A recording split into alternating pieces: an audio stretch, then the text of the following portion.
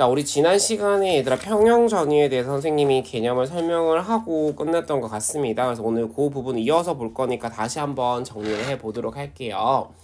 자, 평형 전위란 어떤 거였냐면 정의 자체가 평형 상태에서의 막전위를 의미한다라고 했고, 그 값은 우리가 네른스트 방정식이라는 것으로 계산을 할 수 있더라. 자, 그럼 이러한 평형 상태가 의미하는 것이 무엇이냐?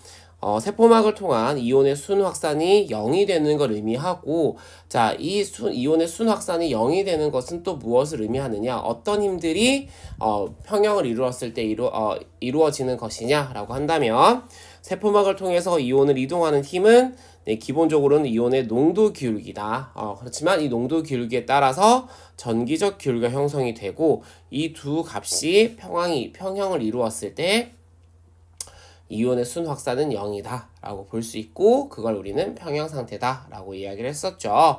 자, 그래서 지난 시간에 선생님이 칼륨 관점에서 설명을 했었고요. 이어서 오늘 나트륨 관점에서 한번 다시 더 본다면, 자, 주어진 세포, 나트륨 이온에만 투과성이 있는 세포가 되겠습니다.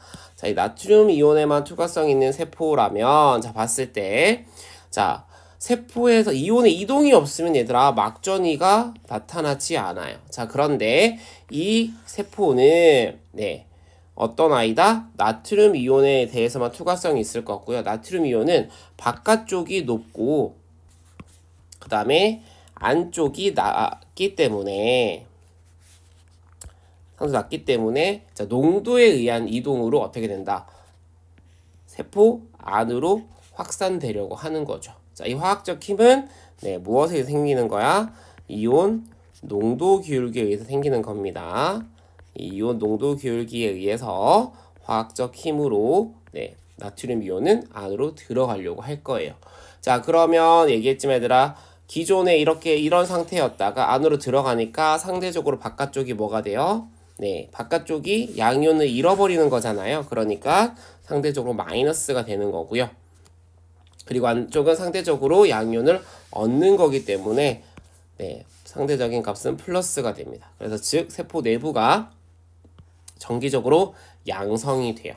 자, 그러면 플러스 전화가 되어 버리니까 전기적인 힘은, 자, 나트륨에 대한 이동입니다. 안쪽이 플러스니까 플러스끼리는 밀어내려고 할 거고요. 바깥쪽이 상대적으로 마이너스니까 끌어당기려고 하는 힘이 있겠죠. 그래서 바깥쪽으로는 전기적 기울기에 의해서, 이 전기적 힘은 전기적 기울기에 의해서 생기는 거죠. 그래서 바깥쪽으로 나가려고 합니다. 그래서 이온의 농도 기울기에 의해서 안으로 이동하려는 힘과, 그리고 전기적 기울기에 의해서 밖으로 이동하려는 그 힘이 무슨 상태일 때? 평형을 이루었을 때, 즉 화학적 힘과 전기적 힘이 정확하게 상쇄가 되었을 때 우리는 무슨 상태다? 평형 상태다 라고 이야기를 했고요. 그리고 그때의 막전위를 우리는 평형 전위라고 하고, 자, 앞에서 칼륨 이온의 평형 전위 이 K 플러스는 얼마였냐면 마이너스 90이었습니다. 자, 그런데 나트륨 이온의 평형 전위는 어떻게 되느냐? 얘는 플러스 60mV가 됩니다. 그래서 평형 전위 값이 다름을 확인할 수가 있습니다. 자, 그러면 이제 이 값을 우리가 실제로 한번 계산을 해볼 건데요. 자, 그 계산은 무엇으로 하느냐? 바로 이 네른스트 방정식이라는 것으로 할 수가 있어요. 그래서 네른스트 방정식을 언제 쓰느냐? 항상 쓸 수 있는 건 아니고요. 한 가지 종류의 이온에만 선택적 투과성을 보이는 경우에 이 방정식을 활용을 해서 우리는 평형 전위를 구할 수가 있습니다. 자, 그러면 일단 조건을 먼저 보면 얘들아, 자, 원래 본식을 써볼게요. 원래식을 써보면 이렇게 써야 돼요. 원래식은, 자, 평형전위, 이온에 따른 평형전위, 이 아이온은, 자, 2.303 곱하기, G값과 F값을 곱한 것 분의, 그 다음에 R값과 T를 곱하고요. 그리고 로그 안쪽 분의 바깥쪽이 됩니다. 그래서 이온의 안쪽 농도 분의 이온의, 자, 대괄호도 농도의 의미입니다. 바깥쪽 농도를 넣어주면 자 요게 우리가 이야기하는 뭐냐면 네른스트 방정식이에요. 요게 찐 방정식입니다. 자 그럼 쌤이 여기 왜 따로 썼냐면 자 이랬던 이 식을 자 여기서 조건을 이렇게 바꿔볼게요. 자 그럼 이 여기서 보는 이 이온이 어떤 이온이냐? 플러스 1, 일가 양이온을 띠는 아이예요. 플러스 1의 전하를 가지는 일가 양이온인 거고요. 자, 그 다음에 이때 그 온도가 얼마냐? T 값이 자 37도가 됩니다. 37도. 자, 이것을 이러한 상황에서 써보면 어떻게 되느냐? 자, 일단 얘들아, 이 R은 뭐가 되냐면 얘가 기체 상수가 돼요. 그래서 기체 상수기 때문에 얘들아 말고 상수라고 하면 우리가 계산하면 알고 있는 친구도 있을 거예요. 화학에서 배웠으면 아시겠지만 0.082라고 하는 거 나중에 혹시 이상기체 방정식 배우시면 아마 아시게 될 거예요. 화학에서 하지 않을까 싶습니다. 했나요? 하나요? 네. 원 아니면 여튼 하게 될 거예요. 그래서 기체 상수 값이 있고요. 그럼 이 T 값은 얘들아 뭐냐면 절대 온도가 됩니다.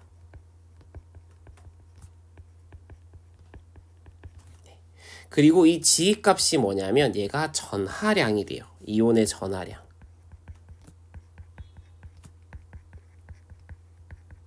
그리고 이 F는 나중에 물리학에서 할 수 있는데 얘들아 이게 패러데이 상수예요. 전자기학 할 때 나올 거거든요.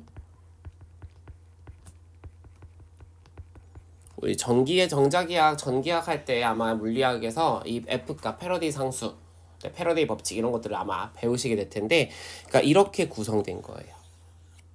그러니까 실제로 우리가 알고 있는 이온에 따른 어떤 전류, 어떤 전압이 생기는 걸 계산할 수 있는 게 요거라고 보시면 되는데 자, 이 식을 어떻게 바꿀 거냐? 37도인 경우.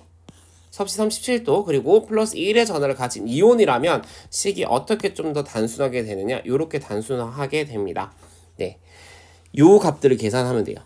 그러니까 2.303에 0.082 넣고요. 여기에 273 더하기 37한 값 넣고요. 플러스 1 넣고요. 패러데이 상수 넣으시면 돼요. 그럼 그랬을 때 그 값이 어떻게 바뀌느냐? 요렇게 바뀌어요. 62가 됩니다. 네. 그래서 62 mV가 돼요. 그리고 그 뒤에 식은 똑같습니다. 로그 자, 이거 C 농도의 컨센트레이션에 자, 안쪽 이온 농도 분의 이온의 바깥쪽 농도.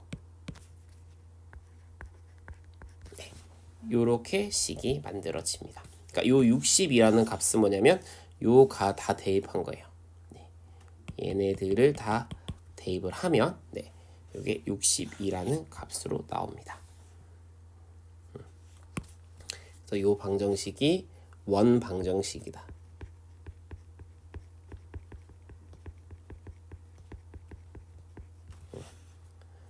그럼 나머진 사실 얘들아 다 똑같아. 근데 만약에 어떤 경우가 있을까? 그럼 이게 플러스 1가가 아니라 만약에 플러스 2라고 해볼게요. 만약 플러스 2의 전하를 가진 이온이라면 이 62mV가 어떻게 바뀔까요? 1이 아니라 2로 바뀐다면? 오른쪽 원식에서 뭐가 바뀌어야 되는 거지? 뭐가 바뀌어야 될까요? R, T, G, F 중에 G가 바뀌는 거겠죠. 네, 얘가 바뀌겠지. 그럼 얘가 1에서 2로 바뀌는 거니까 분모가 2배로 늘어나니까 전체 값은 2분의 1이 되겠죠. 그래서 얼마가 될 거냐면 얘를 31mV로 놓고 계산을 해주셔야 돼요. 이가일 때는. 그럼 대표적으로 이가 양이온은 뭐가 있냐면 네, 칼슘 이온에 대해서 쓸 때 씁니다. 칼슘에 대해서 쓸 때 쓴다 라고 보시면 되겠습니다.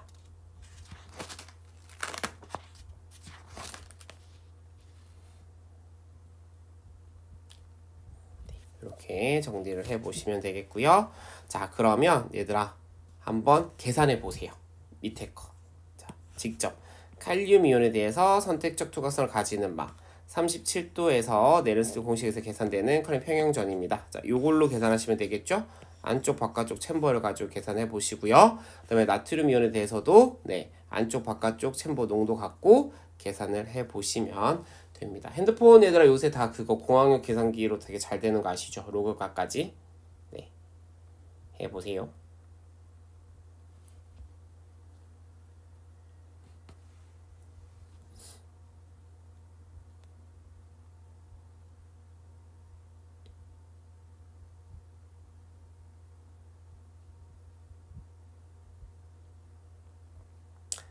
어, 3분 정도 드릴게요. 계산해 볼 시간.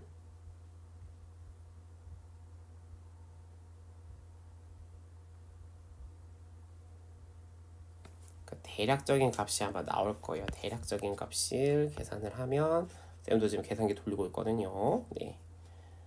얘가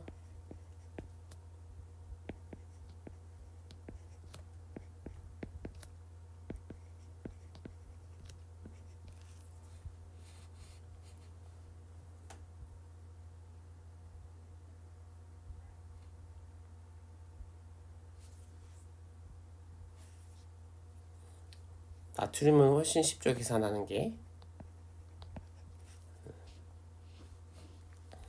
나트륨은 로그 값이 10이 나와버리니까 1이 되고 곱하면 그냥 62 mV로 나올 거예요.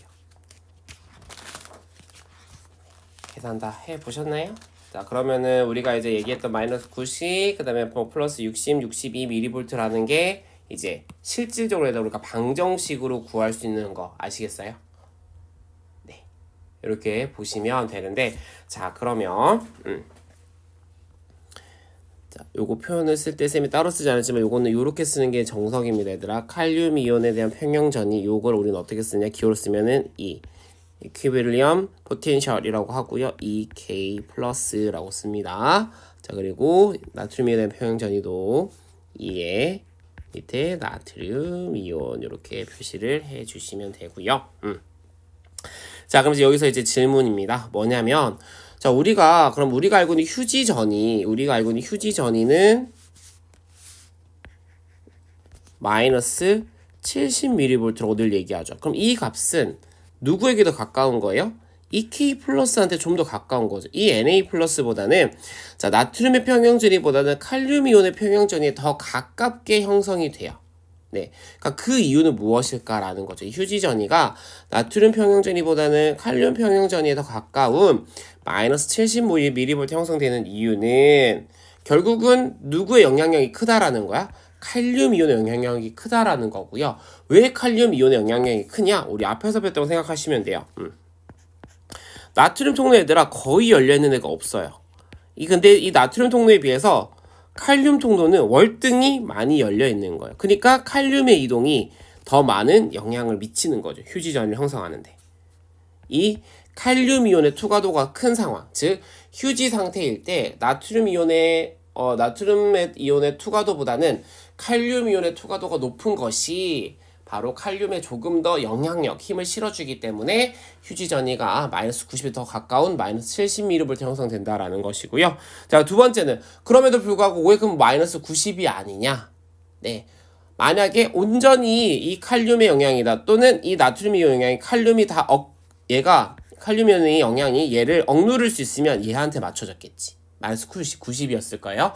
자, 그런데 그렇지 않다라는 건 뭐냐면 적은 양이지만 그래도 이 나트륨 이온이 그것을 상쇄시킬 역할을 한다라는 거죠. 그래서 마이너스 90까지는 아니라 얘보다 조금 올라가게끔 영향을 미친다. 그래서 마이너스 90과 62 사이에서 나트륨보다는 칼륨이 좀 더 영향을 훨씬 더 많이 받기 때문에 마이너스 70mV 정도에서의 형성된다라고 보시면 되겠습니다. 자, 그러면 이제 여기서의 또 다른 질문입니다. 자, 휴지 상태일 때 나트륨 이온과 칼륨 이온은 평형 상태에 있을 수 있을까요? 있다, 없다? 한번 손가락으로 한번 표시해볼까? OX로 한번 표현해볼까? 있을 것 같아요? 없을 것 같아요? 휴지 상태일 때 칼륨 이온은 평형 상태이다. 나트륨 이온도 평형 상태이다. 네. 자, 일단 답만 얘기하면 X입니다. 자, 왜 X일까? 평형 상태일 때, 얘들아, 평형 상태라고 하면은 그 평형 상태일 때 막전이가 뭐였지? 평형전이었죠. 그러니까 우리가 이렇게 생각하면 돼. 평형 상태일 때 평형전이를 나타내기 때문에 역으로 생각하면 평형전이 값을 나타낼 때 무슨 상태다? 평형 상태다라고 할 수 있는 거야. 그런데 휴지전이는 얼마 얘들아? 휴지 상태일 때 막전이는 마이너스 70mV죠. 근데 나트륨 이온의 평형 상태는 얼마였지? 플러스 62mV고요. 칼륨은 마이너스 90mV였잖아. 무슨 말이면 이거예요. 네. 휴지전이랑 휴지 상태일 때 휴지 전이가 뭐랑 같지 않다? 평형전이랑 같지 않다라는 거예요.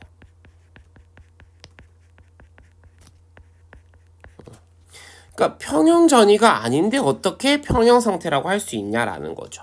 네. 그렇기 때문에 뭐냐 얘들아,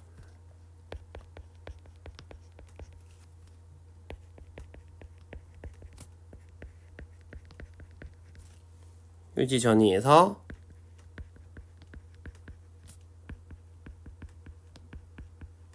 막을 통한 나트륨 이온과 칼륨 이온의 이동은 있다라는 거죠. 휴지전에서 막을 통한 나트륨의 이온과 칼륨 이온이 있다. 왜? 평형전이랑 휴지전이랑 다르기 때문에, 즉 휴지전에서는 평형 상태가 아니기 때문입니다. 네.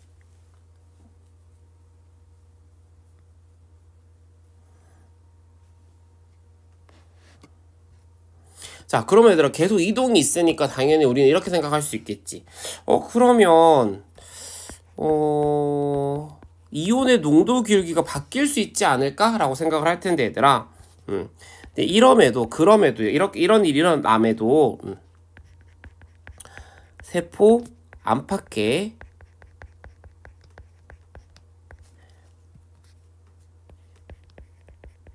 이온 농도 기울기는 일정하게 유지가 돼요.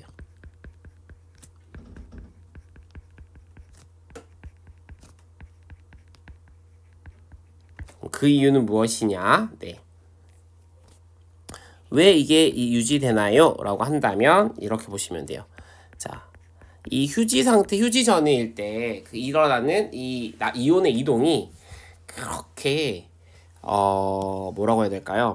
농도 기울기를 변화시킬 만큼 이동은 일어나지 않기 때문, 이렇게 보시면 될 것 같아요. 그러니까 이 전하에 의한 이동량이, 전기적 기울기에 의한 이동량이 화학적 농도 기울기를 바꿀 수는 없다라는 거죠.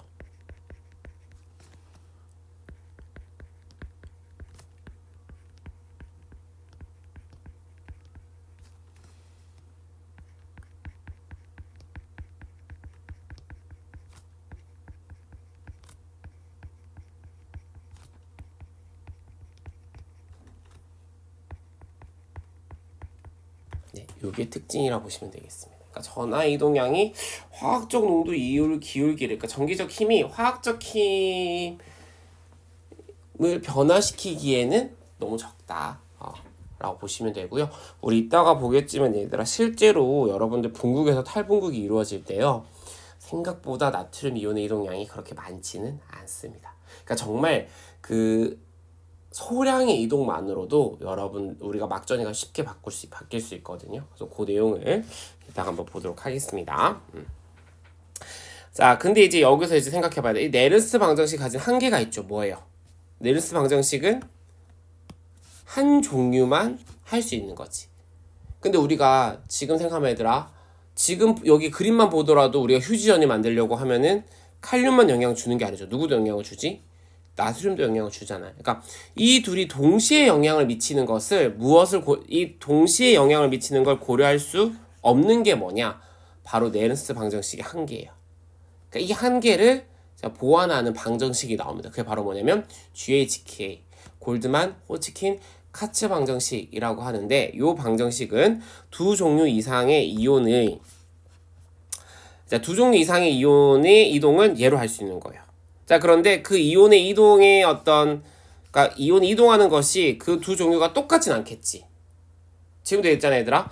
칼륨과 나트륨 중에 누구의 어떤 기여도, 누구의 영향이 더 크다라고 했지?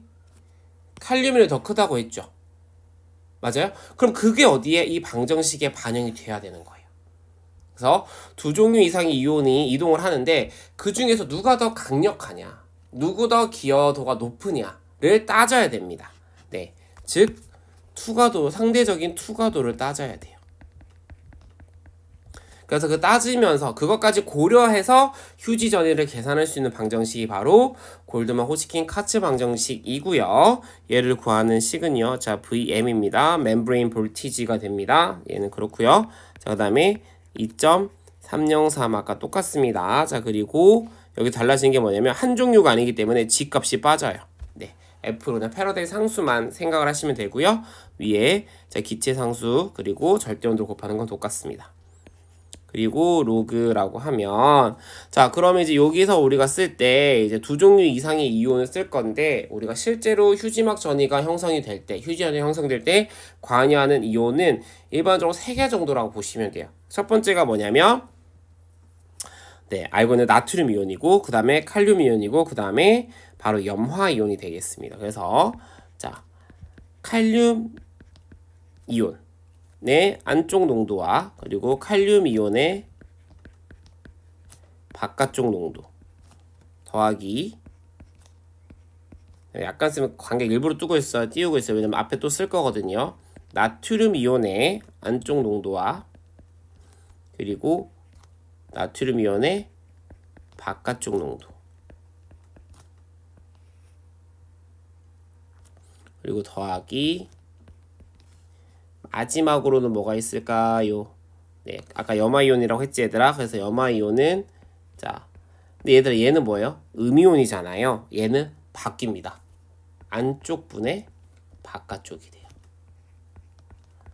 그러니까 양이온은 안쪽 분의 바깥쪽, 양이온들은 안쪽 분의 바깥쪽이 되는 거고요. 음이온은 바깥쪽 분의 안쪽이 됩니다. 근데 이렇게만 하면 안 되지. 뭐가 고려 안 됐지 얘들아? 이 칼륨이온과 나트륨이온과 염화이온의 상대적인 투과도, 기여도를 고려 안 했잖아요. 그걸 우리가 이제 더 써줄 건데 그걸 우리는 P로 표시합니다. 그래서 자 칼륨이온의 투과도를 곱해주고요. 나트륨이온의 상대적인 투과도를 곱해주고요. 그리고 더하기 너무 뒤로 썼네.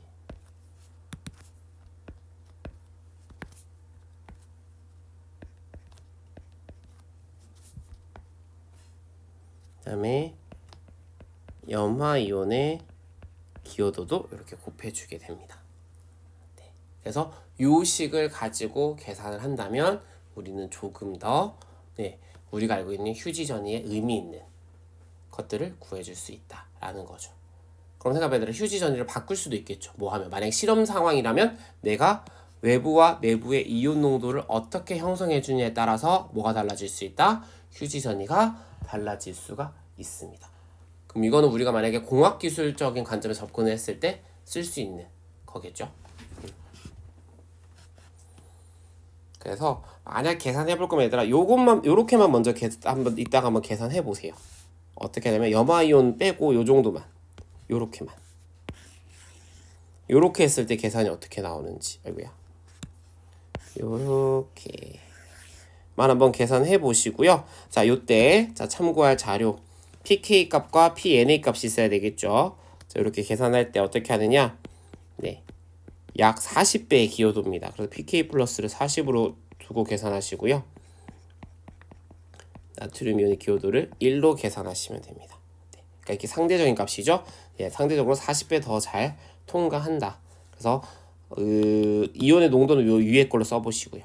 145, 15, 150 요거를 다 대입을 하시고 그 다음에 40과 1을 대입을 하고 그 다음에 얘는 62로 계산하면 돼요. 왜냐면 여기 1로 보면 아까 치과 1이었으니까 여기 계산해서 62였거든요. 그래서 얘를 62로 두고 40 넣고 1 넣고 그 다음에 150, 15 그쵸? 그 다음에 140, 15 이렇게 5 이렇게 계산해서 넣어보시면 돼요. 넣고 한번 계산해 보시면 대략적인 값이 나올 겁니다. 알겠죠? 로그 값으로 계산해 보시면 되겠습니다. 이게 바로 골드방 호치키 방정식이다. GHK 방정식이다 라고 보시면 될 것 같고요. 자, 여기까지 혹시 이해 안 되는 거 있을까요? 자, 혹시 이해 안 되는 거 있으면 채팅방에 남겨주시면 선생님이 한 번 더 설명을 해드리도록 하겠습니다.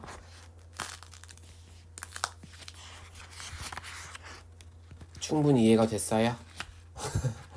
네, 넘어가도 될까요? 네, 그러면 넘어가 보도록 하겠습니다. 자, 우리 6종 넘어가서 이번에는 또 익숙한 우리 생1 개념 가지고 올 거예요. 활동 전이라는 개념. 그래서 탈분극, 재분극, 그리고 학교에서 아마 수업할 때 과분극이란 개념 다 쓰셨죠, 선생님들이. 혹시 안 쓴 학교 있을까요?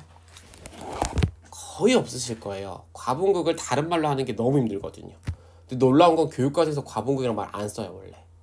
근데 약간 안 쓰는, 그러니까 교과서상에 거의 표현이 없는데 그냥 이거는 생명과학 선생님들 국룰이에요. 그냥 약속이에요. 우리는 과분극을 표현을 하자. 그래서 이 내용을 조금 이제 다시 한번 볼 건데 조금 정리가 다를 거예요. 정의가 살짝 다릅니다. 그러니까 우리는 조금 더 정확한 명확한 정의를 갖고 한번 다시 내용을 보도록 하겠습니다. 자, 일단은 우리가 알고 있는 내용이죠. 바로 활동 전이가 발생하는 동안, 활동 전이 동안에는 막전이가 음전하 만 70에서 우리 학교 그래프로 따지면 플러스 30mV까지 올라가는 상황이었습니다. 음전하에서 양전하로 바뀐다라는 것을 알고 있고요. 자, 막전이 변화를 그래프로 간단히 이렇게 그릴 수가 있죠. 그래서 자, 휴지 전해를 기준으로 자, 올라가면 탈분극, 내려오면 재분극, 더 떨어지면 과분극이다. 이렇게 명칭을 하는데요. 정확히 말하면 얘들아 뭐냐면 탈분극과 과분극은 우리가 인위적으로 만들 수가 있어요. 근데 재분극은요? 없습니다. 무슨 말이냐? 그냥 재분극은 탈분극이라면 자연스럽게 따라와요. 알겠죠? 그러니까 내가 어떤 쌤이 무슨 말이냐? 내가 자극을 줬을 때 탈분극 시킬 수 있어요. 근데 또 어떻게 할 수 있냐면 자극을 줬을 때 과분극 시킬 수도 있어요. 그런데 재분극을 시킬 수는 없어요. 얘 아니면 얘예요. 그리고 재분극은 뭐냐면 탈분극이 되면 자연스럽게 따라오는 현상입니다. 휴지전으로 돌아가려고 하는 이 현상은 자연스럽게 일어나는 현상이다 라고 보시면 되겠습니다. 그래서 걔를 정리를 이렇게 한번 해볼 거예요. 탈분극의 정의를 뭐라고 할 거냐면 우리는 델타 막전이라는 개념을 쓸 거예요. 그럼 우리 이제 물리학뿐만 아니라 델타 많이 봤잖아요. 얘들아. 어디서 많이 봐요? 우리 델타 T분의 델타 뭐 X라든지, 그치? 아니면은 우리 델타 X분의 델타 Y 해가지고 DX분의 DY 해가지고 미분에서 많이 보셨죠? 네, 그거거든요. 네, 무슨 변화량이에요, 변화량. 그러니까 막전이 변화량을 봤을 때 막전이, 자, 나중 막전이 빼기 처음 막전을 했을 때 그 변화량이 0보다 커요. 그럼 우리는 탈분극이다 라고 표현합니다. 이게 정의예요. 이게 탈분극의 정의입니다. 막전이의 변화량이 0보다 크다. 자, 얘에서 얘를 뺀 거지. 그러니까 어떻게 돼? 0보다 큰 거죠. 네, 이걸 탈분극이라고 해요. 그럼 과분극은 얘들아 뭘까? 나중에서 처음을 뺐을 때 0보다 작아지는 것. 네, 이걸 과분극이라고 합니다. 그래서 과분극은 델타 막전이가 0인 걸 의미합니다. 계속 쌤이 파란색으로 쓰다가 왜 이거를 까만색으로 썼을까요? 이렇게 보시면 되겠고요. 자, 그럼 막전이가 상승한다. 우리가 탈분극일 때 막전이가 상승한다는 표현인데 사실 다르게 그 말 자체가 뭐냐면 델타 막전이가 0보다 크다라는 거고요. 이 탈분극은 왜 일어나느냐? 자, 막전 상승하는 이유는 양이온이 어떻게 되기 때문에 들어오기 때문이에요. 주된 이유는 양이온이 들어오는 겁니다. 그러니까 탈분극에 의해서 바깥쪽에서 안쪽으로 양이온이 유입되기 때문에 네, 막전이가 상승한다. 즉 델타 막전이가 0보다 커지는 거고요. 반면 들어오는 것을 촉진시키거나 또는 나가는 걸 막으면 되겠죠. 유출되는 걸 막으면 일어날 수 있습니다. 그런데 일반적으로 얘들아 뭐냐면 얘가 영향을 줘요. 탈분극은 양이온 유입이 주된 영향이다 라고 보시면 되겠습니다. 자, 그럼 재분극은 자연스럽게 따라오는 거라 했지. 그래서 재분극의 정의는 이렇게 합니다. 상승한 막전이가 다시 무엇으로 돌아오는 거다. 그러니까 예를 들어 부메랑 같은 존재도 나 다시 돌아갈래 라고 보시면 돼요. 그러니까 쭉 부메랑을 던지면은 다시 그냥 자연스럽게 돌아오는 거. 그럼 어디까지 돌아와야 돼? 시작점까지 돌아와야 되겠죠. 바로 휴지 전위로 돌아오는 걸 우리는 재분극이라고 하고요. 그리고 과분극은 막전이 변화량이, 즉 델타 막전이가 0보다 작은 것을 의미하고, 이 아이는 양이온이 들어오는 게 아니라 밖으로 나가면서 유출되는 것에 의해서, 또는 음이온이 유입되는 것에 의해서 일어난다 라고 보시면 되겠습니다. 그럼 사실 이 재분극도 우리가 일반적인 상황에 생각한다면 얘들아, 과분극도 일반 생각하면은 사실 양이온 유출이 좀 크죠. 왜냐면 우리 활동전이 할 때 얘들아 뭐였지? 재분극 하다가 재분극보다 더 떨어지는 걸 과분극이라고 했잖아요. 그러니까 그 이유가 뭐라고 했냐면 칼륨 이온이 계속 지속적으로 조금씩 더 유출되기 때문이라고 했어요. 아마 학교에서 그렇게 배우셨을 거예요. 그렇기 때문에, 즉 양이온이 유출됐기 때문에 더 떨어지는 것입니다. 그런데 어떤 경우도 있냐면, 근데 이게 절대적인 건 아니고요. 어떤 경우냐면 음이온이 들어옴으로써 일어나기도 해요. 실제로는. 이건 언제 있냐면 우리 여러분들 시냅스 생원에서 배웠던 거 기억나요? 시냅스 이전에 축삭돌기 말단에서 신경전달 물질이 방출이 되죠. 그럼 그 신경전달 물질이 시냅스 이후에 가지돌기나 신경세포체 막에 있는 수용체 결합을 하죠. 그리고 그 수용체 결합을 하면 어떻게 돼요?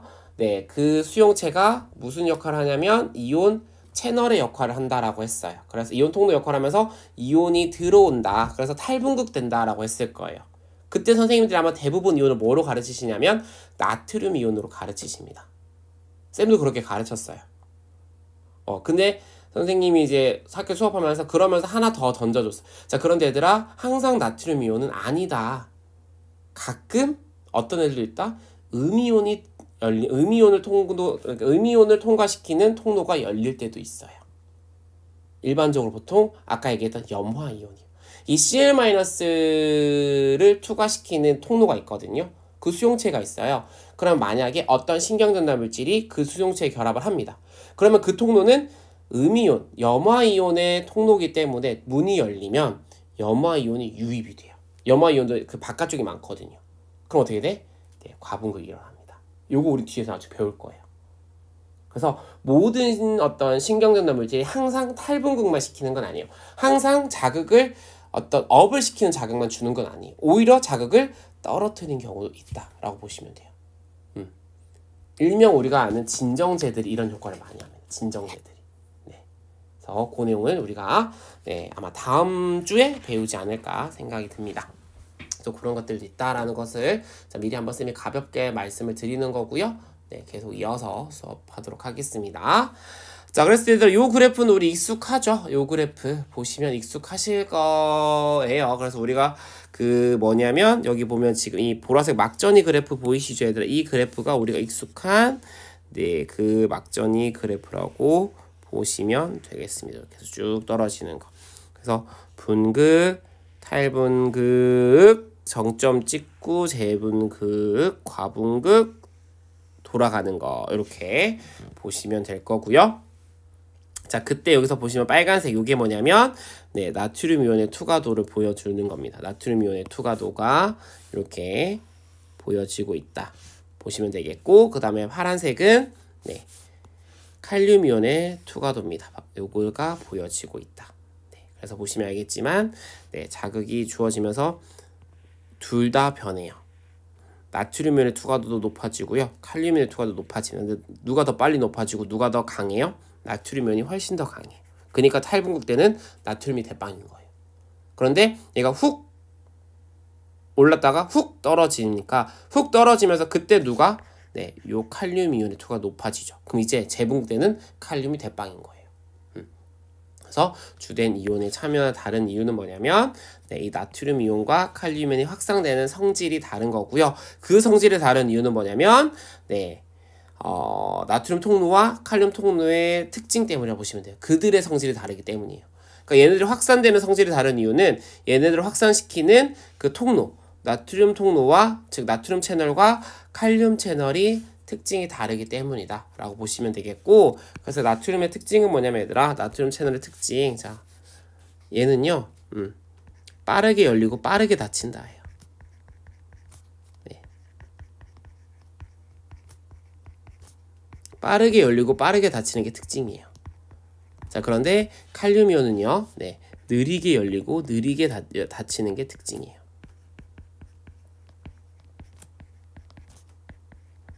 그러니까 느리게 닫히는 이 성질 때문에 뭐가 일어나냐면 과분극이 생기는 거죠. 느리게 닫히니까 칼륨이 딱 휴지전에 들어오면은 딱 문을 확 순식간에 닫아버려야 되는데, 천천히 문을 닫으니까 그 닫히는 틈으로 칼륨이 계속해서 유출되다 보니 휴지전이보다 더 떨어지는 과분극이 형성이 되게 된다. 이렇게 보시면 되겠습니다. 그래서 요걸 조금 더 고급지게 우리가 이제 좀 표현을 하면은 이런 말을 써요. 지연 시간이 짧다. 이 채널이 반응하는 지연 시간이 짧은 거고요. 반면에 칼륨 채널은 반응하는 그 지연 시간이 긴 거죠. 이렇게 표현을 할 수가 있겠습니다.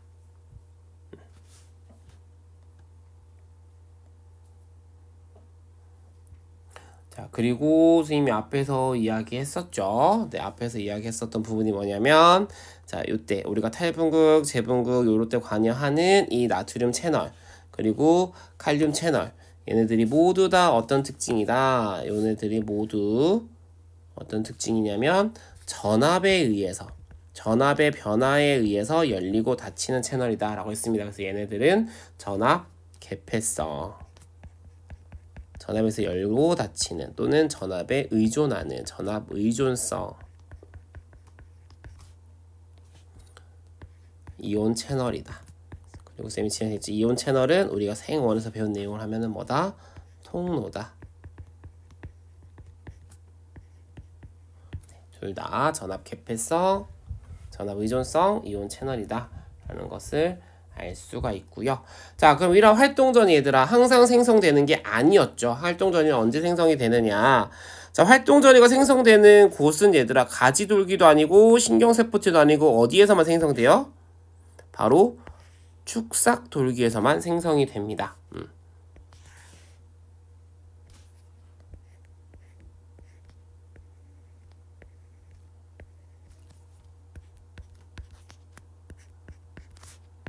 자, 우리가 알고 있는 이 뉴런 그리면, 자, 우리가 활동전이가 생성되는 구간이 어디냐면 여기죠.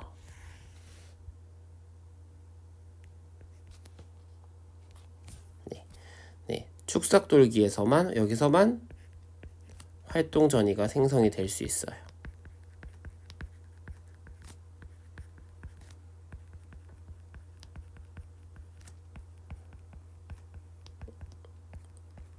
여기만 생성이 가능하고 신경세포체나 가지돌기에서는 우리가 활동전이가 생성된다라고 표현하지는 않습니다.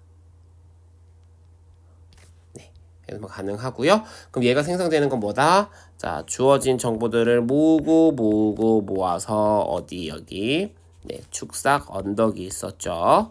자, 이 축삭 언덕, 엑손 힐락이라고 하는 이 축삭 언덕 앞에 자극들이 모여요. 그리고 이 축삭 언덕에 자극이 모여서 그 모인 자극이, 이 축삭 언덕에서 그 모인 자극이 역치 이상이다.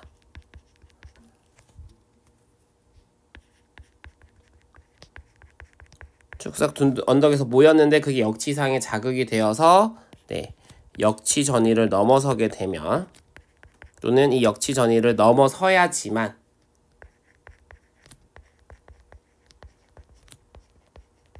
그렇게 해야지만 뭐가 만들어진다? 활동 전이가 생성이 되는 거죠.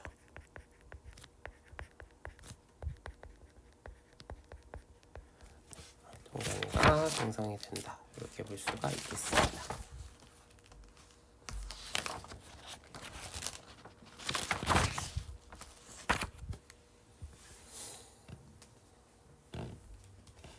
여기까지 정리가 됐을까요? 네.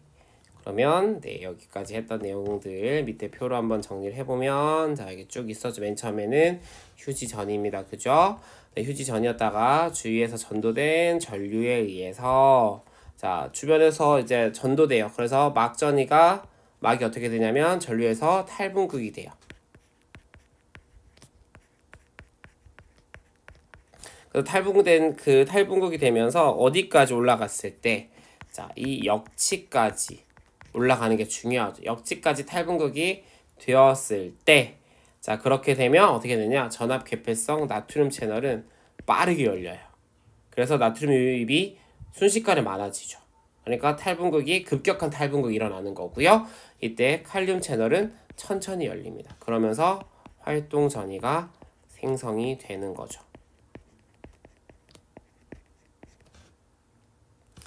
자, 그러고 나서 시간이 지나면 그래서 빠른 그 나트륨 유입으로 네, 순식간에 정점까지 찍습니다. 그러면 그 정점을 딱 찍으면 그 정점에 도달한 막전이가 되면 이제 나트륨 채널은 또 순식간에 닫혀버려요. 그리고 그제서야 칼륨 채널은 더 많이 열리게 됩니다. 그래서 어떻게 돼요? 칼륨 이온이 유출되기 시작하는 거죠. 그러니까 여기 과정. 나트륨 채널 빠르게 열리고 칼륨 채널 느리게 열리기 때문에 이때는 나트륨의 유입이 엄청 많아지고 그래서 탈분극이 일어나는 거고요. 반면 자, 정점을 찍고 나면 그때부터는 나트륨 채널이 순식간에 빨리 닫히기 때문에 자, 요거 때문에 자, 이제서는 칼륨 이온의 유출이 훨씬 더 많아지는 거죠. 그래서 재분극이 되는 겁니다.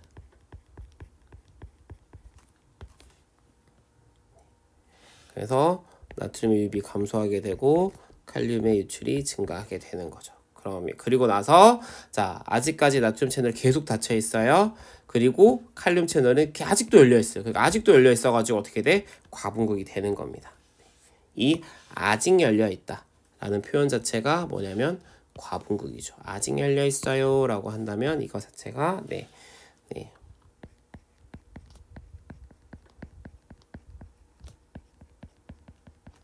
지속이 되어서 과분극을 형성을 하게 되는 것이고요. 그리고 이 과분까지 떨어지게 되면 이제 그제서야 네, 칼륨 채널이 닫히게 됩니다. 그리고 네, 휴지 전이를 회복하게 돼요. 물론 이때 휴지 전이를 회복할 때는 누가 일하느냐? 나트륨 통로도 아니고요. 칼륨 통로도 아니고요. 누구냐면 계속해서 일하고 있는 그 아이. 나트륨, 칼륨 펌프가 네, 다시 돌려줍니다. 그래서 이걸 다르게 뭐라고 표현하냐면 이제 아마 학교에서도 이렇게 딱 수업 안 했는데 예전에 이걸 어떻게 표현했냐면 이거를 자, 과분극까지 떨어진 거고 여기 과분극에서 다시 휴지 전이로 가는 걸 뭐라고 했냐면 이온 재배치라는 표현을 썼어요. 나트륨 칼륨 펌프에 의한 이온 재배치. 그래서 그 불균형을 원래 애초에 불균형이지만 좀 더 과하게 되어 있는 불균형을 나트륨 칼륨 펌프가 조정을 해주면서 원래 휴지 전이로 돌아간다라는 표현을 했습니다. 네. 요즘에는 이제 교육과정에서 그거 빠져가지고 그것도 이야기하지는 않습니다. 자, 그 다음에 그러면 이제 또 하나의 의문을 한번 보도록 할게요. 자, 우리 아마 생원에서 선생님들 아마 얘기를 하셨을 텐데, 여러분들 그 탈분극을 하면 탈분극돼서 나트륨이 들어오잖아요. 자, 그때 나트륨이 유입이 되면 자, 바깥쪽이 나트륨이 많고 안쪽이 나트륨이 적었는데 나트륨의 유입으로 그 농도 기울기가 뒤바뀐다고 배우셨어요, 혹시? 학교에서 배울 때? 자, 탈분극 때 나트륨이 유입이 됩니다. 그래서 바깥쪽에 나트륨이 많고 안쪽에 나트륨 이온이 적었는데 나트륨이 유입이 되면 그게 농도가 바뀌어서 네, 같아지거나 안쪽이 더 많아집니다. 이렇게 배운 적 있어요? 없으시죠? 어떻게 배웠어요? 탈분극이 일어나도 재분극이 일어나도 항상 나트륨 이온은 어디가 많아요? 밖이 많고 칼륨 이온은 안이 많다. 이런 얘기 들어보셨을까요? 그죠? 농도 기울기 바뀐다 안 바뀐다? 안 바뀐다 라고 들어보셨을 텐데 자, 이게 왜 그런지 이제 오늘 볼 거예요. 자, 그러니까 지금 뭐냐면 어떤 하나의 활동 전이가 발생했다고 해서 활동 전이가 하나 발생했다라고 해서 이 하나의 활동 전이가 이온의 농도 기울기를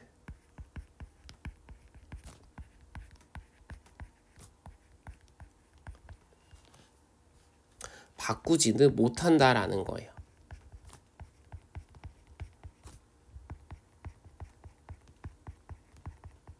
바꾸지는 못해요. 자, 왜 그러냐면 자, 우리가 생각하는 나트륨의 이온 엄청 많이 이동할 것 같은데 진짜 아주 극소량만 이동하거든요.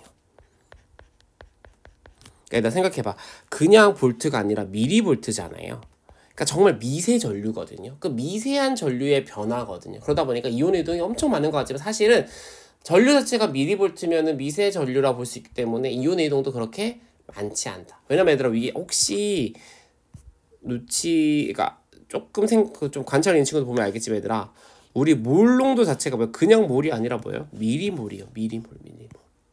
그러니까 우리가 하는 몰 농도보다도 훨씬 더 단위가 작은 거죠. 미세 농도인 거죠. 따지고 보면. 그렇기 때문에 약간의 변화에도 생길 수 있다라고 보시면 됩니다. 약간 이동으로도 달라질 수 있다라는 거예요. 그래서 아주 극소량의 이온만이 이동한다라는 거죠.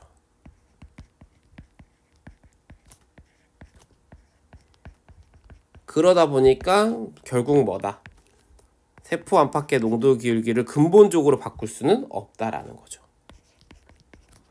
아주 적은 양만 이동하기 때문에 이 세포 안팎의 나트륨 농도와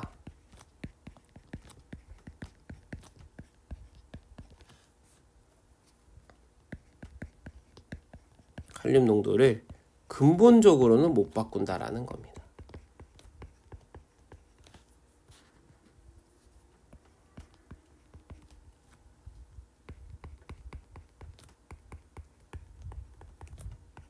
않는다는 것이 특징이라고 보시면 되겠습니다. 그래서 얘로 얘들아 플러스 30mV에서 마이너스 70mV까지 떨어진다라고 생각했을 때 얘들아 그러니까 재분극이죠. 플러스 30, 마이너스 70 떨어진다. 자 그랬을 때 놀랍게도 얘들아 만약에 칼륨 이온이 10만 개가 있어요. 그럼 10만 개가 있을 때 10만 개 중에서 몇 개가 이동하면 그게 훅 떨어질 수 있을까? 라고 한다면 한 개만 이동해도 떨어질 수가 있대요.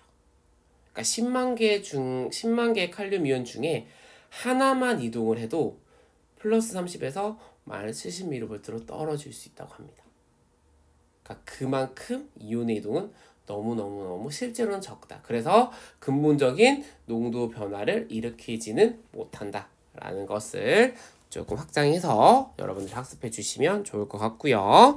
자 넘어가서 이제는 이제 고급 생명과학 다운 새로운 내용을 좀 보도록 하겠습니다. 바로 refractory라고 피리어드라고 하는 불응기인데요. 자 말 그대로 얘들아 요거는 그냥 이거 자체 해석해 보세요. 불응기 뭐 할 수 없다. 자 불 할 수 없는 거예요. 뭘 응답할 수 없는 시기를 불응기라고 하는 거예요.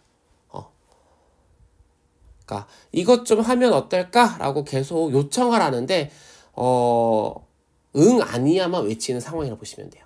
이것 좀 해보면 어떨까? 응 아니야. 이것 좀 하는 거 어때? 그것도 아니야 라고 외치는 시기다. 아무리 요청을 해도 나는 할 수 없어 라고 외치는 시기가 불응기다 라고 보시면 되는데 자 이걸 우리가 정의를 하자면 이렇게 합니다. 첫 번째 자극에 대한 반응을 그러니까 왜 못해? 아직 네가 준 자극 다 처리 못했어요. 그러니까 야 이것 좀 더 처리해줘 라고 이야기를 하는데 미안해 아직 너가 그 전에 준 일을 내가 다 처리 못했어. 그래서 지금 주는 거 못해 라고 하는 게 불응기예요. 그래서 첫 번째 자극에 대한 반응으로 인해 두 번째 자극이 무효화되는 현상을 우리는 불응기라고 합니다. 첫 번째 자극에 대한 반응으로 두 번째 자극이 무효화되는 현상을 불응기라고 하고요. 이때 불응기의 종류는 크게 두 가지가 있습니다. 절대적 불응기 그리고 상대적 불응기.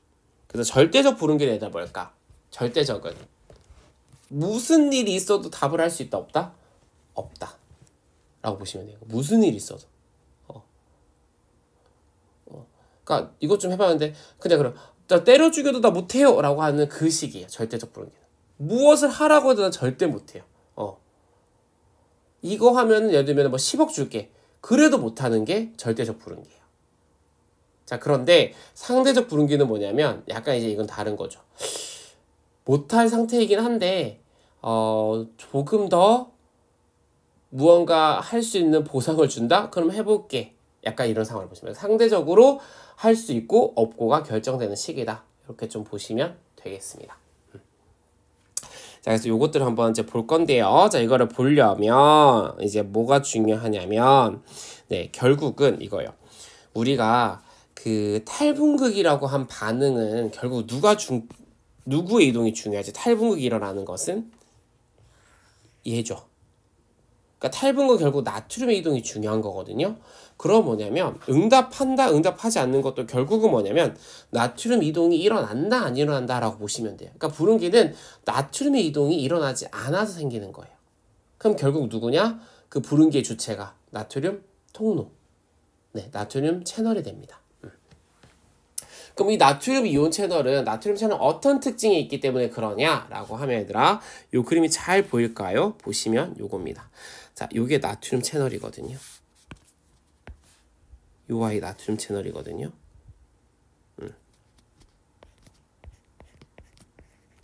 이 아이가 나트륨 채널인데 이 아이의 특징이 있어요. 뭐냐면 자, 여기 앞에 얘들아 보시면 이렇게 짝대기 그어져 있는 게 있어요. 자, 요 짝대기 이게 뭐냐면 얘들아 보면 어떻게 돼? 이 짝대기가 지금 막고 있지. 근데 얘는 열어줬지. 막고 있으니까 아무것도 이동 못해. 근데 열리니까 얘들아 뭐야? 이동을 하죠. 그래서 이걸 뭐라고 하냐면 이 문이 열리면 이 채널이 활성화된다 라고 해서 우리는 활성화 게이트라고 해요. 그러니까 저 문이 일을 하면 이 문이 일을 하면은 이 문이 열려서 일을 하면 이 채널이 활성화된다 라고 해서 활성화 게이트라는 말을 씁니다. 활성화 게이트. 자, 그런데 또 다른 문이 있어요. 여기 약간 공 달려있는 요 아이. 자, 이 문은 뭐냐 얘들아? 이 문은 보면 알겠지만 보여 얘들아? 이 문이 일을 해요. 이 문이 활성화가 되면 이 문이 일을 하면 어떻게 되냐? 여기를 막아버려요. 그럼 막으면 이온의 이동이 일어나요? 안 일어나요? 안 일어나죠. 이 채널을 불활성화 시키는 거예요. 그래서 이 문을 우리는 뭐라고 하냐면 불활성화 게이트라고 해요.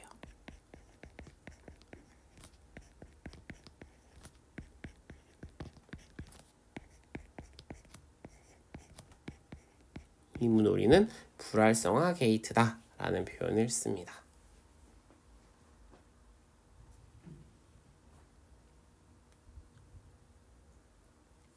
자, 그러면 이 절대적 불응기와 상대적 불응기는 뭐냐면 이것들 때문이에요. 요 아이들이 작동하는 게 약간 시차가 존재해요. 그러다 보니까 그로 인해서 어떨 때는 절대적 불응기, 어떨 때는 상대적 불응기가 된다 라고 보시면 되겠습니다. 자, 그럼 한번 보도록 할게요. 밑에 그래프랑. 자, 우리가 분극 상태일 때요. 자, 우리 휴지 상태일 때요. 그럼 어떻게 돼? 나트륨 채널 일 안 하고 있겠죠. 자, 활성화 게이트 닫혀 있고요. 불활성화 게이트도 네, 아무 일을 안 하고 있어요. 그러니까 얘는 그냥 일 안 하고 있는 거고요. 얘도 일을 안 하고 있는 겁니다. 자, 그래서 일 안 하니까 이동이 안 일어나죠. 그런데 자, 이제 뭐가 된 거죠? 자극이 주어지면서 막전이가 올라가게 됩니다. 자, 그때 보니까 어떻게 돼요? 탈분이 일어날 때 보니까 네, 활성화 게이트가 열렸죠. 그래서 활성화 게이트가 열리면서 나트륨 이온이 이동을 하게 된다. 즉 활성화 게이트가 열렸다. 다른 말로 우리는 나트륨 채널이 열렸다라고 볼 수가 있겠습니다. 자, 그리고 우리가 정점을 딱 찍어요. 자, 정점 찍으면서 뭐였지? 이제 나트륨 채널 닫힌다고 했지. 자, 이때 빨리 닫힐 수 있는 이유가 뭐냐면 얘가 관여하는 거예요. 바로 불활성화 게이트가 먼저 관여합니다. 그래서 이 막전이가 정점을 찍으면 이 불활성화 게이트가 일을 하면서 딱 막아버려요. 이렇게 막아버려요.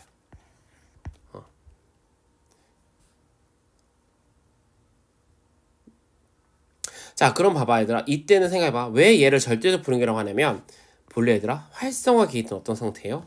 아직 열려있죠. 그치? 활성화 게이트는 열려있어. 그럼 무슨 말이냐면 나트륨 이온을 이동시킬 수 있어요. 그런데 누가? 불활성화 게이트가 완전 틀어막고 있으니까 할 수 있어? 없어? 없는 거예요. 그러니까 얘가 틀어막고 있으니까 어떻게 하더라도 결국은 이 불활성 게이트가 닫혀 있기 때문에 나트륨 유입이 일어날 수 없는 시기를 의미합니다. 그래서 이걸 절대적 불응기다 라고 보시면 돼요. 절대적 불응기가 설명했지 얘들아. 어떠한 자극도 또 다른 활동들을 일으킬 수가 없어요. 자, 그 이유는 무엇이냐? 지금 보는 것처럼. 자, 지금 보는 것처럼 네, 누가 닫고 있나요? 여기를 네, 나트륨 채널에 불활성화 게이트가 틀어막고 있는 거죠. 이 나트륨 채널에 불활성화 게이트가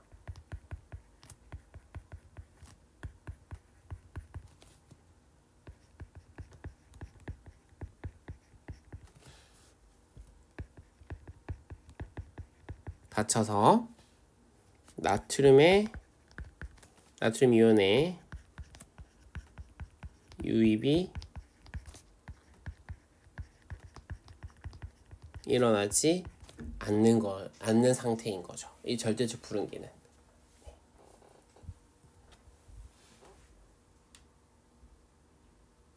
그러니까 활성화 게이트는 응답할 수 있는 상황인데 이 절대적 불활성화 게이트가 응답할 수 없는 상태를 만들어 버린 거예요. 그래서 이거는 절대적으로 그냥 아무것도 못한다 라고 보시면 돼요.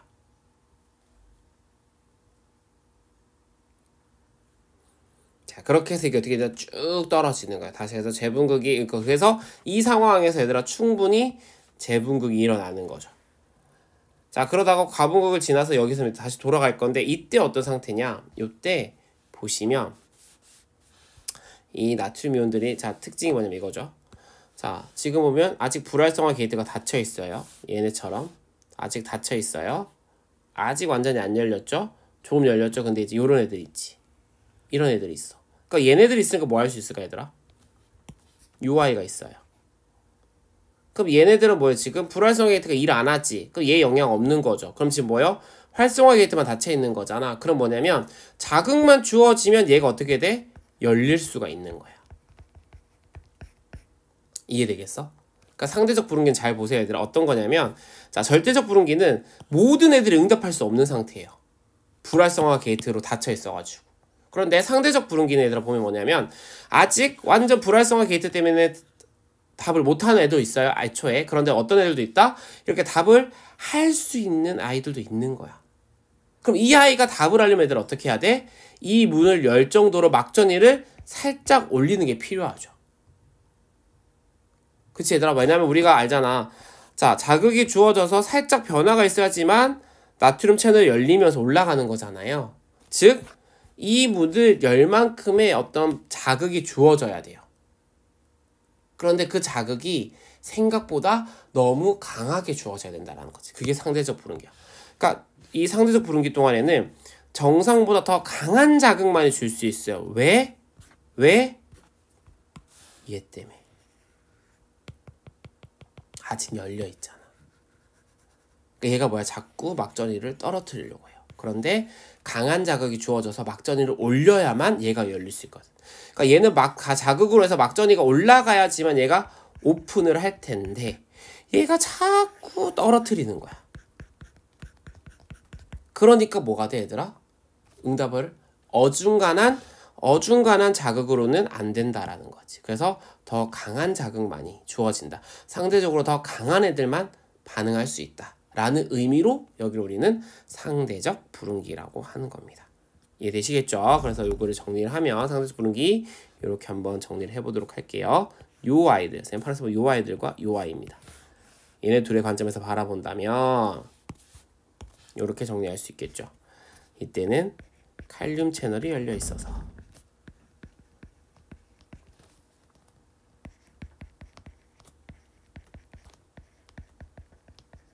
열려 있어. 막이 과분극되는 동안에는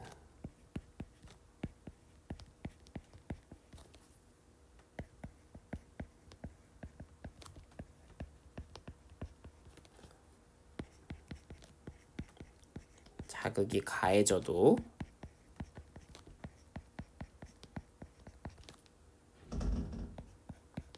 그러니까 여기서만 적당한 자극입니다. 적당한 자극이 가해지면 나트륨 유입이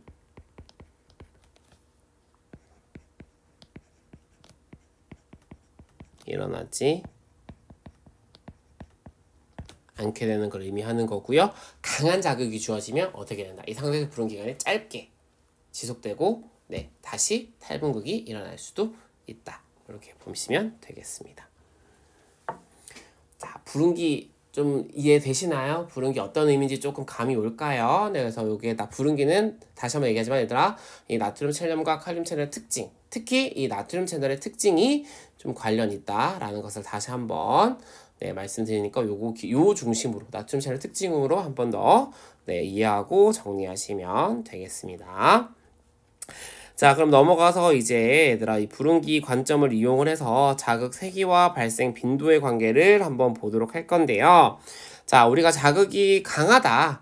그걸 우리는 어떻게 인식을 하느냐, 우리 몸에서는 자극의 세기가 셀수록 활동 전이 발생 빈도가 증가합니다. 그러니까 우리는 이걸로 자극이 강한 자극이었는지 약한 자극이었는지 우리가 몸에 처리를 하는 거죠.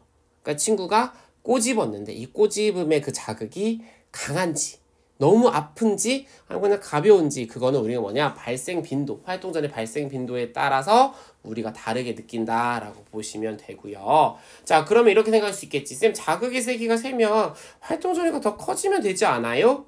라고 할 텐데 이 활동 전의 특징은 뭐냐면 이거예요. all, or, non이라는 법칙을 따릅니다. 자, all 하면 얘들아 뭐야? 모두죠? non은요? 제로죠? 무슨 말이냐? 활동 전에 일어날 때 얘들아 나트륨 통로가 열리면 다 열려요. 자, 역치상을 딱 넘어서잖아요. 그러면 나트륨 통로가 옆에 있는 것들이 싹 다 열린다 보시면 돼요. 근데 만약 역치를 못 넘어서잖아요. 싹 다 안 열려요. 요 차이예요. 그러니까 열릴 거면 다 열리고 안 열릴 거면 안 열리는 거야. 그럼 무슨 말이야? 활동 전이 그러니까 자극의 세기에 따라서 나트륨 통로가 좀 더 열리고 더 열리고 더 열리고 더 열려서 활동 전의 세기가 달라지는 것이 아니라 역치만 넘어서면 그냥 싹 다 열리는 거예요. 그래서 무조건 최고점 찍어요. 어떻든지 간에 자극이 역치만 넘어서면 그게 뭐 더 세고 10배고 20배고 30배고 이런 거 상관없이 그냥 활동 전의 정점은 똑같습니다. 이해되겠죠? 그리고 역치 전이를 넘어서지 못하는 자극은 그냥 활동 전이 안 만들어요. 이게 법칙이에요. 그래서 이걸 뭐라고 하냐면 우리 한자어로 하면 이거를 실무율이라고 해요. 실무율의 법칙을 따른다라고 하는데 이 실이 네, 다 실자예요. 모두 이거나 또는 없을무 없거나 네. or none all none row가 되겠죠.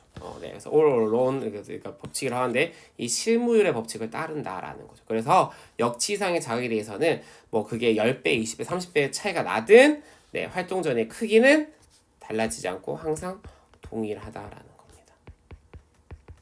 동일한 크기만이 나타난다라는 거죠. 그럼 뭐 어떻게 우리는 자극이 더 센지를 아느냐? 이렇게 보시면 됩니다. 자, 역치 미만의 자극이 주어졌어요. 네, 자 그냥 무시하고 넘어가요. 역치 자극이 주어집니다. 자, 이렇게 짧게 일어나요. 근데 얘보다 조금 더 강한 자극이에요. 네, 빈도가 자 똑같은 시간 대비 얘는 발생 빈도가 더 높죠. 지금 시간이 같은 거야. 똑같이 했을 때 얘는 훨씬 더 높죠. 많죠. 4번이에요. 얘보다 좀 더 강해요. 더 많죠. 이해되겠어요? 자, 그런데 내가 그래프 잘 볼래? 이 활동 전의 생성이 연속적이에요. 자극이 강하지만 활동 전이가 생겼다 떨어졌다 생겼다 떨어졌다 생겼다 떨어졌다 생겼다 떨어졌다고 하지 이게 쭉 이어지지는 않죠. 왜 그럴까? 왜 쭉 이어질 수는 없을까? 왜 이렇게 생겼다 떨어졌다 생겼다 떨어졌다 이렇게 틈이 만들어질까? 자, 이렇게 틈이 생기는 이유는 뭐 때문일까요? 조금 전에 쌤이 수업했던 내용을 얘기를 하시면 됩니다. 누가 한번 채팅방에 한번 올려줘 보실까요? 얘가 이렇게 연속적이 못하고 불연속적일 수밖에 없는 이유.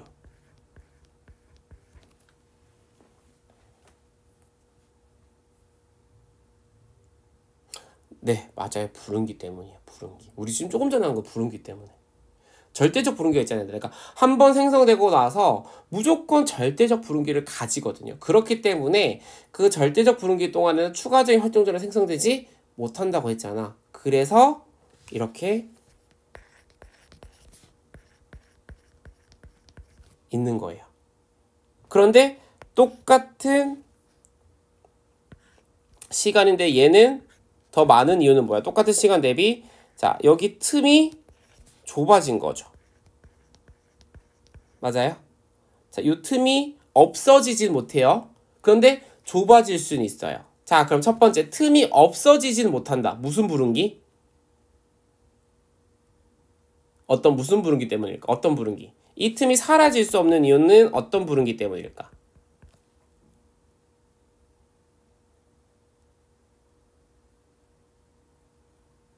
그렇지, 절대적 부름기.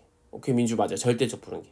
그런데 이 틈이 짧아진 이유는 무엇 때문에, 어떤 부름기 때문이에요? 짧아질 수 있는 이유는 없어지지 못하는 건 절대적 부름기인데 이 간격이 짧아질 수 있는 이유는 무슨 부름기 때문에?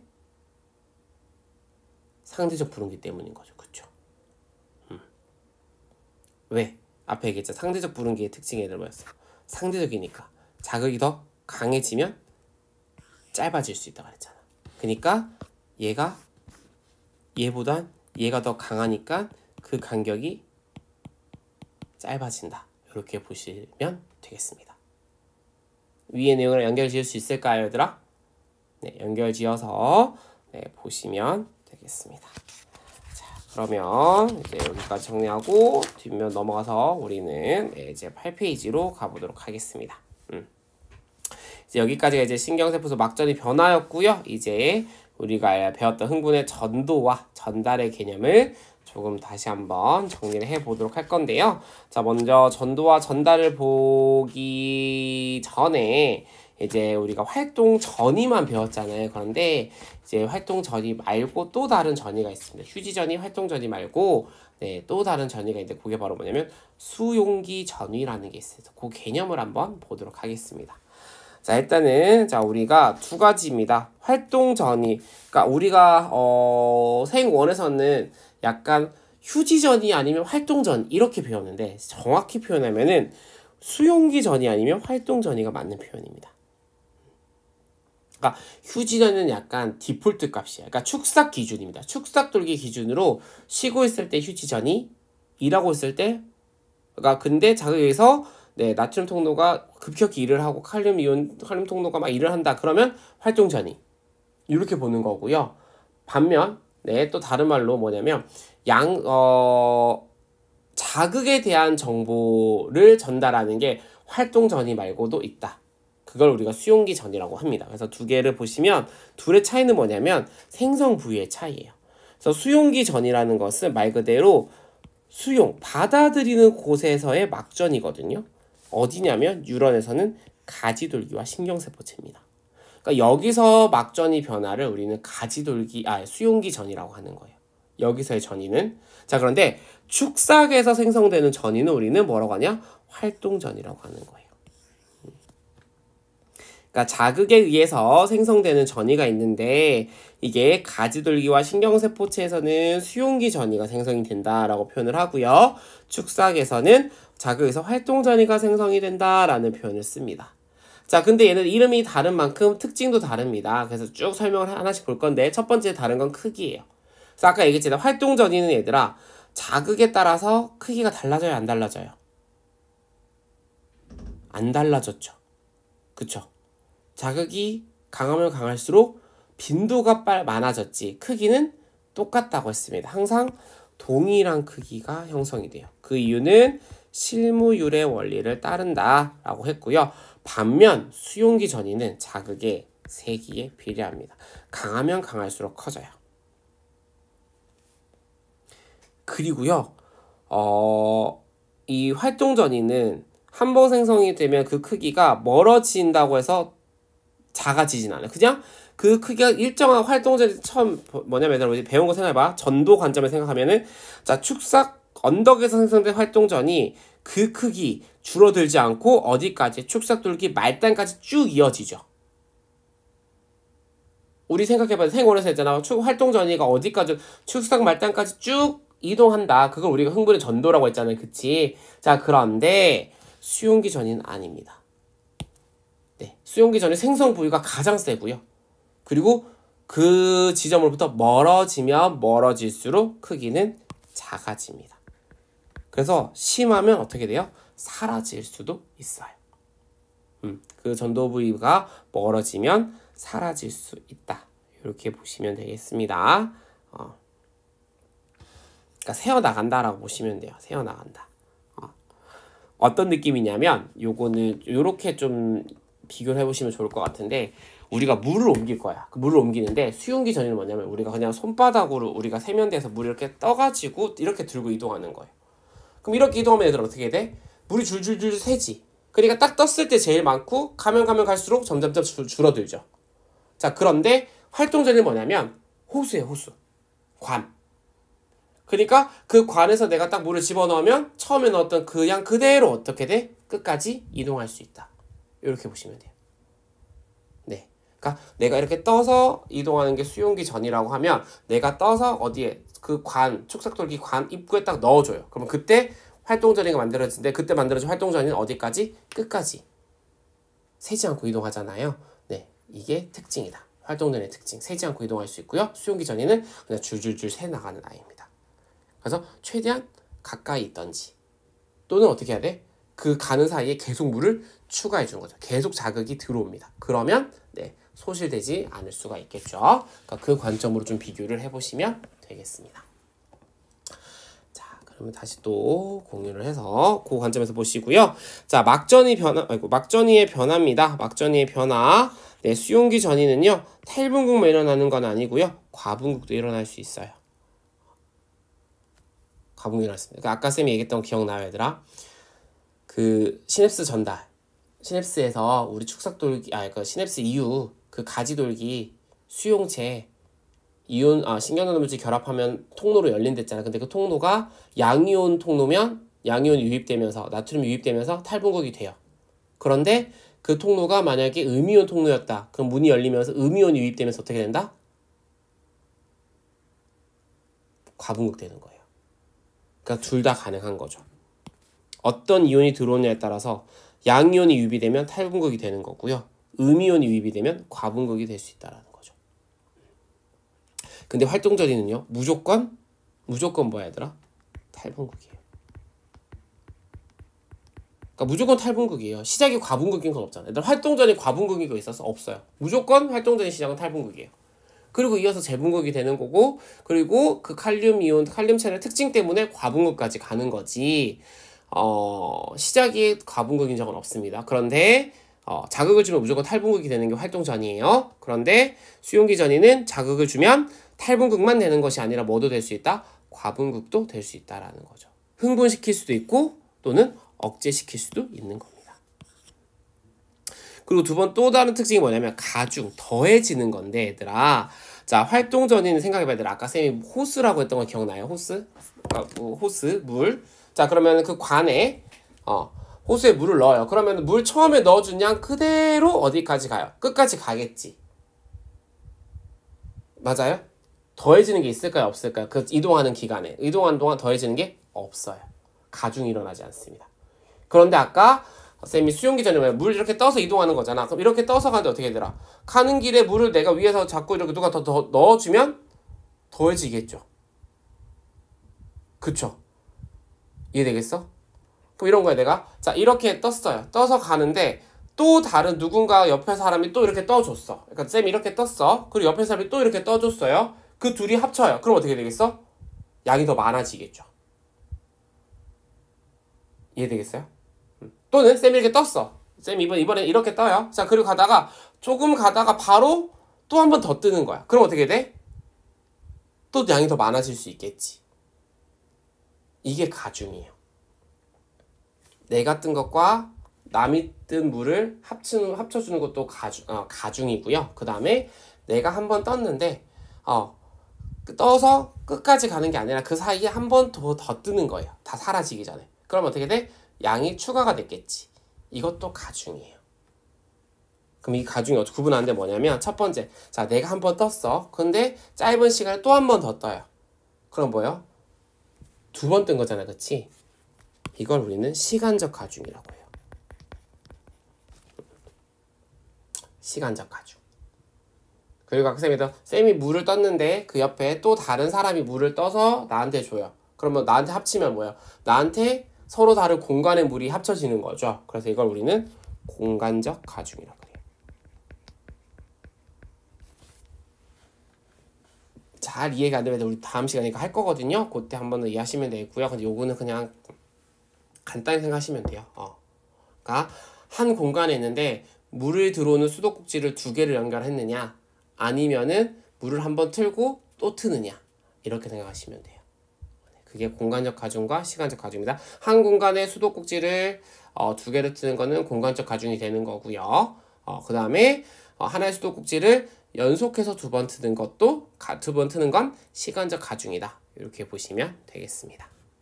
자, 부릉기입니다. 수용기 전이는 부릉기 따위는 없어요. 그런데 활동 전이는 있습니다. 아까 얘기했던 절대적 부릉기 그리고 상대적 부릉기를 모두 가지는 게 특징이고요. 자, 그 다음에 막전을 일으키는 이온 채널의 종류는, 자, 활동 전이에 있는 나트륨 채널과 칼륨 채널은 모두 전압 의존적이에요. 그런데 수용기 전이는 전압 의존적인 것도 있지만 아까 우리 생활에서 배웠던 신경 전달 물질에 결합을 하면 열리는 애들이 있었지. 신경 전달 물질 수용체가 통로였잖아요. 채널이었잖아요. 그러니까 걔는 뭐야? 신경 전달 물질이라는 분자가 결합을 하면 그렇네요. 네, 내가 너무 나 혼자 내 얼굴을 보면서 수업을 했네. 하여튼 네, 요거 절대적이었고요. 그 다음에 그러니까 신경전달 물질과 같은 어떤 분자가 결합하면 막전이 변화를 일으키는 아이를 뭐라고 하냐면 걔를 우리는 리간드라는 말을 씁니다. 리간드. 그래서 우리가 리간드 의존적이라는 말을 쓰는데 요거는 용어만 정리를 한번 좀 할게요. 리간드라는 말 좀 낯설 거예요. 리간드는 요렇게 해서 이해를 하시면 됩니다. 다른 분자와 결합하는. 그러니까 리간드에다 전체를 일컫는 말이에요. 네. 다른 분자와 결합하는 어떤 분자나 이온을 모두 일컫는 말이에요. 그럼 우리 이거 생원에서 배운 걸로 한번 해볼까요? 뭐냐면 신경전달 물질 수용체 분자죠. 거기에 결합하는 신경전달 물질 리간드예요. 호르몬 수용체 분자예요. 거기에 결합하는 호르몬 리간드예요. 리간드에 좀 의미가 오시나요? 네. 그러니까 수용체는 얘들아 분자거든. 분자. 수용체 분자예요. 거기에 결합하는 또 다른 분자들을 일컫는 말이에요. 그러니까 수용체 분자에 결합하는 호르몬, 신경전달 물질 모두 리간드입니다. 네. 그래서 리간드면 이렇게 조금 이해를 해주시면 됩니다. 자, 관련된 이온입니다. 활동 전이는 나트륨이온과 칼륨 이온이 관여하고요. 네, 수용기 전이는 여기서 하나 더 추가 염화 이온이 관여합니다. 얘로 인해서 뭐가 생긴다? 과분극이 발생할 수가 있습니다. 자, 지속시간은요, 누가 더 기냐라고 하면은 수용기가 조금 더 길고요. 활동 전이는 짧게 치고 빨리빨리 이동하게 됩니다. 네, 이렇게 정리를 해주시면 되겠습니다. 요 밑에까지만 할게요. 요 밑에까지만 하고 9쪽부터는 네, 9쪽까지 할 수 있을 것 같아. 근데 10쪽은 다음 시간에 해야 될 것 같아. 그래서 정리하시면 되고, 자, 흥분전도 이동 방향입니다. 자, 우리 흥분의 전도 어떻게 이동한다고 생원에 배웠는지 기억해 보시면, 흥분의 전도 다른 말 하면 얘들아 얘는 활동 전이의 전도죠.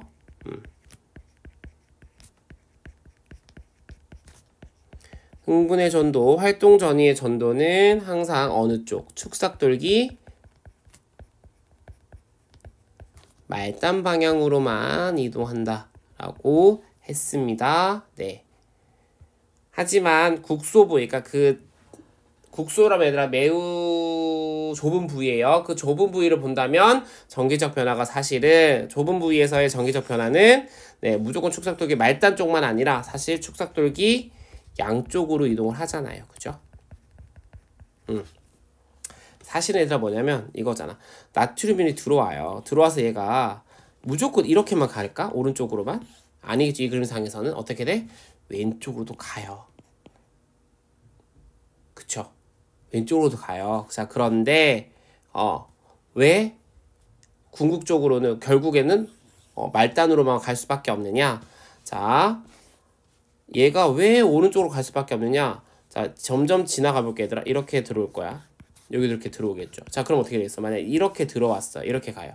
그럼 여기는 뭐냐면 애들이 아직 한 번도 자극을 받지 않은 아주 휴지 상태인 애들이에요. 그런데 이 기준으로 왼쪽을 본 애들 어떻게 돼? 얘는 이미 지나왔잖아. 그치? 그죠? 무슨 상태예요? 이미 지나왔으니까 나트륨 채널이 무엇을 할 수 없는 상태지? 응답을 할 수 없는 무슨 상태? 불응기 상태예요.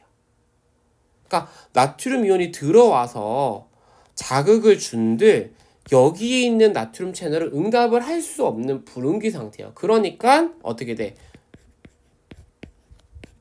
이미 지나온 쪽, 즉 신경세포체 쪽으로는 또는 가지돌기 쪽으로는 흥분의 전도가 일어날 수가 없고 아직 자극을 받지 못한 축삭돌기 말단 쪽으로만 이동한다라는 거죠. 조금 더 깊이 있게 이해가 될까요? 우리가 생1에서는 그냥 축삭돌기 말단으로만 일어난다 라고 수업을 했었는데 사실 실제로 그 이유는 뭐냐면 이미 생성되었던 부분은 전압개폐성 나트륨 채널이 무슨 상태다? 네, 불활성화 있는 상태죠. 네, 불응기 상태잖아요. 네, 이 나트륨 채널이 불활성화 게이트가 닫혀 있는 거예요. 그러니까 불활성화 게이트가 일을 해서 불활성화된 상태예요. 즉 불응기 상태예요. 불응기 상태. 그러니까 극소 부위의 전기적 변화는 다시 열 수가 없다. 그러니 활동전 생성이 불가하고 그러면 그 활동전이는 이미 지나온 쪽이 아닌 아직 안 지난 쪽, 즉 축삭돌기 말단 쪽으로만 이동할 수 있다라는 겁니다. 그래서 우리가 생활에 배웠던 내용을 그리고 오늘 배운 불응기 관점으로 다시 한번 조금 더 깊이 있게 정리를 해보시면 좋을 것 같습니다. 이렇게 정리를 좀 해보고요. 넘어가서 9쪽까지 우리는 여러분 배운 내용이니까 보도록 할게요. 9쪽까지만. 자, 9쪽도 여기 위에까지만 할게요. 왜냐면 다발성 경화증 요거는 쌤이 다음 시간에 좀 설명하면서 할 거고 자, 흥분의 전도 속도는 무엇에 영향을 주느냐 자, 흥분의 전도 속도는 지름이 클수록 빠르다라고 했습니다. 자, 왜 이거 생활에서 배웠죠? 저항이 감소하는 거다. 이거는 물리학 관점에서 도선 관점이에요. 전선. 전선이 굵기가 굵을수록 통로가 넓잖아요. 그러니까 쉽게 지나갈 수 있는 그러니까 저항이 줄어들기 때문에 전도 속도가 빠른 거고요.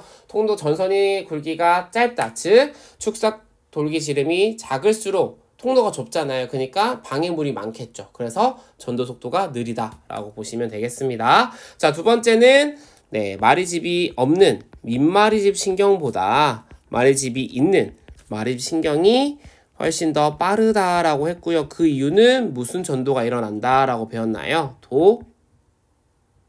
입모양으로 한번 해보세요. 선생님 보고 있어요. 도 뭐죠? 도약 전도죠. 이 도약 전도가 일어나기 때문이다. 라고 했습니다. 자, 도약 전도가 일어나는 이유는 활동 전이가 어디에서만 생성이 되기 때문이에요. 도약 전도가 일어난다. 왜? 활동 전이가 축삭 전반에서 다 생성되는 건 아니죠. 도약 전도는 활동 전이가 어디에서만 랑비의 결절에서만 생성되기 때문이죠.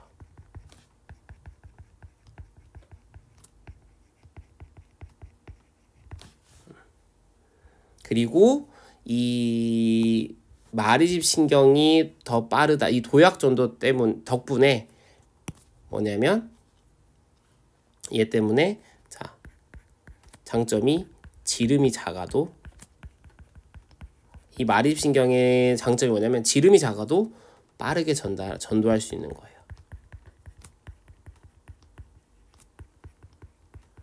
이게 주로 누구냐면 우리와 같은 척추동물이에요. 그러니까 무척추 동물은 얘들아 생각보다 이 축삭을 되게 굵게 가지는 경우가 있거든. 대표적으로 무척추 중에 오징어가 있어요. 오징어. 그러니까 오징어와 우리 포유동물의 축삭 지름이 약 몇 배 차이냐면 200배 차이예요. 200배. 그러니까 우리의 축삭보다 오징어 축삭이 굵기가 200배가 더 굵어요. 그러니까 우리는 200분의 1로 더 좁은 거겠지. 근데 그럼에도 불구하고 우리가 되게 전도 속도가 빠를 수 있는 이유는 뭐냐면 마리집 때문입니다. 마리집 덕분이에요. 그래서 실제로 얘들아 실제로 개구리하고 그 오징어를 이야기한다면 오징어는 밑마리집 신경입니다. 그래서 지름의 두께 지름이 한 500 마이크로미터라고 해볼게 한다면 개구리는 척추 동물이죠. 네, 얘는 유수 그러니까 마리집 신경이에요. 자, 얘는 10 마이크로미터 지름이야. 그러니까 50분의 1이죠. 네, 50분의 1인데 네, 속도가 같아요. 그러니까 지름이 50분의 1인데 마리집이 있기 때문에 속도는 같다. 네, 그러니까 그만큼 마립신경이 주는 이점이 크다라고 보시면 되겠습니다. 이해될까요? 네, 그래서 그렇게 좀 차이가 있다는 것 정도까지 좀 봐주시면 될 것 같습니다. 네, 그러면 오늘 수업은 여기까지 하도록 하고요.